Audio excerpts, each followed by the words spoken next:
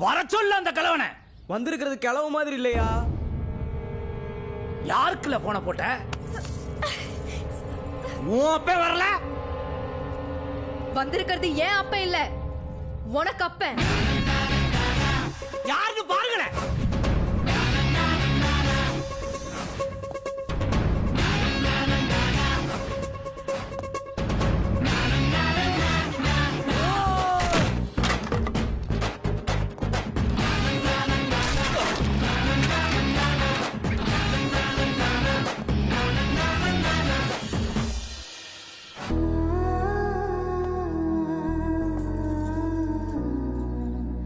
இவன் யாருல?